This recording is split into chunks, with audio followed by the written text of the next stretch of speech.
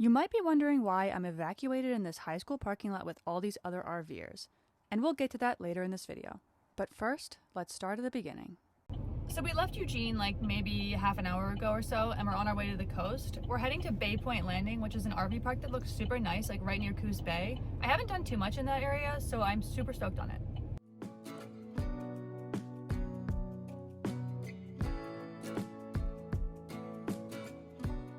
So we made it to the place we're staying for the next few days, and I kind of forgot just how cold the Oregon coast was. Even in almost August, it's like 60 degrees, but it's kind of dreary, so it's pretty darn cold here.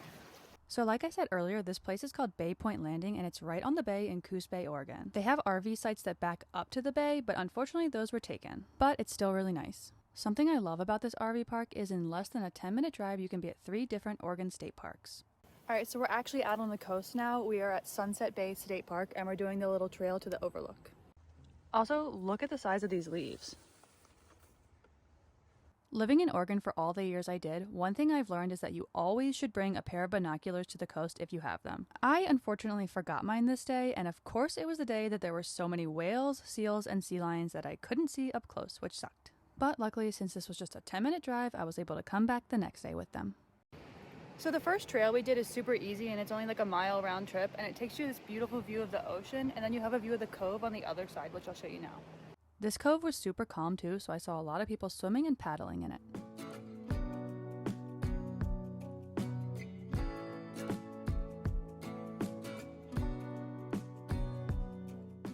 And then before leaving, I obviously had to put my feet in the ocean because it was a rare warm day on the coast. I just got an iced coffee from this place called the Espresso Mill right down the street from where I'm staying, and it's a really good iced coffee. I got mine with oat milk, and definitely recommend if you're ever staying in like the Coos Bay area. It's now the next day, and it's time to explore another one of the nearby state parks. So I'm currently in Arago State Park. I might be pronouncing that wrong, but I can hear sea lions absolutely screaming, so I literally ran out of my car and I'm gonna go try and find them. But I'm not gonna approach them because you don't want to do that. Unfortunately, my audio here only picked up kids screaming and not the sea lions, but that's okay. Alright, so now we're doing the south trail here. It seems like it leads down to the beach, so that's where we're heading now.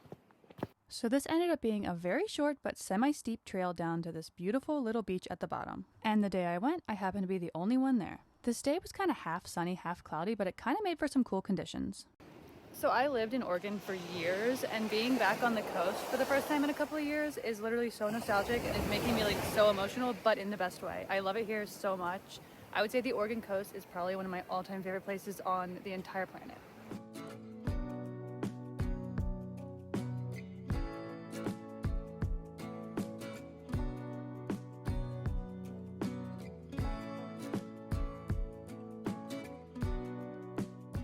Just so you are aware, if you do visit this beach, once you get down to the bottom of the trail, there's this small little roped section that leads you down this steep embankment to get down to the actual beach. It honestly wasn't hard though, and the footing was really nice.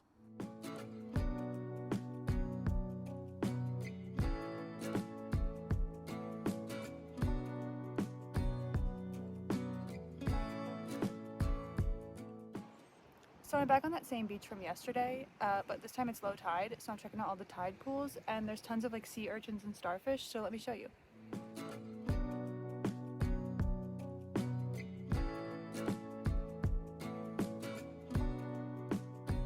I definitely recommend checking the tide pools online and visiting at low tide if you can. It's the next day, and I'm slowly winding my way up the northern coast towards Seaside, Oregon, but I found an RV park about halfway in Waldport, Oregon. So we're currently heading north on the coast, and we pulled into an RV park, and we were about to hook up the sewer, and our gray tank valve like broke mid hooking up the sewer when it was undone. So this like gray tank sludge spilled out all over the ground. Like there wasn't much in the tank obviously because I just dumped it, but there was a little bit of sludge, and it was really traumatizing. So basically I had to hose the whole area down, and we're at like a really nice RV park, so that's not really fun.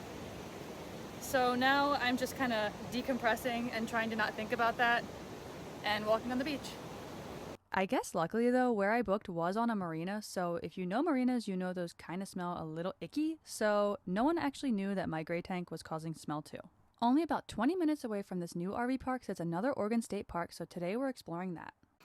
So today I'm in Perpetua State Park on like kind of the central Oregon coast. and we are heading up to a viewpoint. I forget the exact name of the trail we're doing, but I will link it in the description. But it's so beautiful. It's like super ferny and super green, and we are heading up now. This trail is called the St. Perpetua Trail, and it's about 2.6 miles round trip with 800 feet of elevation gain and leads up to this beautiful viewpoint overlooking the ocean. When I got up there, I realized you can actually drive up to this viewpoint too if you don't want to hike it. So I was basically done the hike, but then I saw on a sign there was something that said giant spruce 0.8 miles away. So I will be adding almost 2 miles to the trail to go see what that is.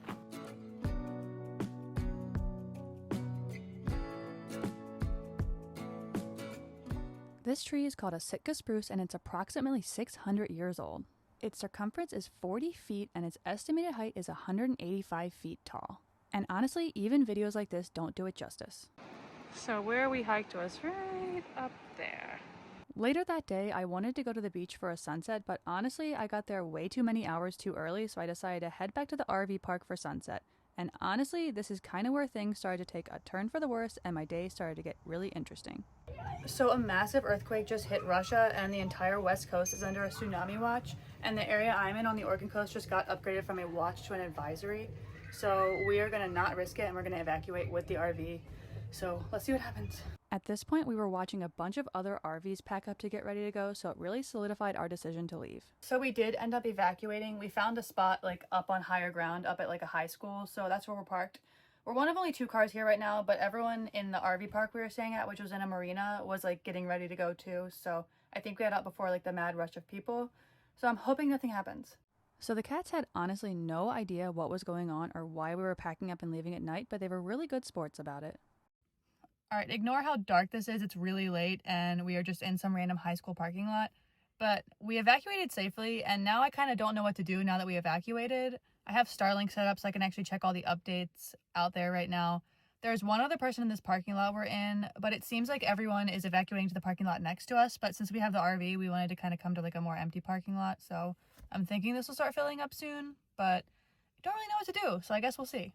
By this point, it was about 1 a.m., so honestly, I was super exhausted. The cats, however, have never been in the RV with the slide in, and they were confused, but honestly having a ton of fun, acting like it was a playground. After like no sleep, I woke up to see how many other RVers had evacuated too, which made me feel a lot better about my decision. Alright, please excuse my appearance at the moment. Last night when we fled from like the tsunami warning thing, I didn't bring like water in my RV or into my tank, so I didn't get to wash my face, so my makeup from yesterday is looking a little rough. But we ended up in a high school parking lot and there's like a ton of other RVers around, so it wasn't the worst night. It wasn't great, but we made it through the night and so far the tsunami hasn't like hit the Oregon coast bad, so I'm hopeful for today. It's still an advisory, so we will see what happens. So I actually had another night booked at that marina, but since it was in a marina and the advisory was still active, I decided to cut my losses and continue my drive north. Alright, so as I showed earlier, we slept in that like high school parking lot last night to avoid the tsunami advisory. And we had a spot in the marina for the night, but there was still a tsunami advisory and I just did not feel like going back to the marina because on the advisory it said like stay out of marinas and harbors and we were literally camping in one, so I was like, that's probably not the best idea. So I ended up driving about an hour north and I'm at a KOA campground like more inland, so I'm in Lincoln City area now, so that's where I am. So I guess this whole thing is just proof that you never know what to expect when you live on the road. If you like this video, please give it a like and subscribe to my channel. I'll be putting out another video later this week. And if you made it this far, thank you so much for watching.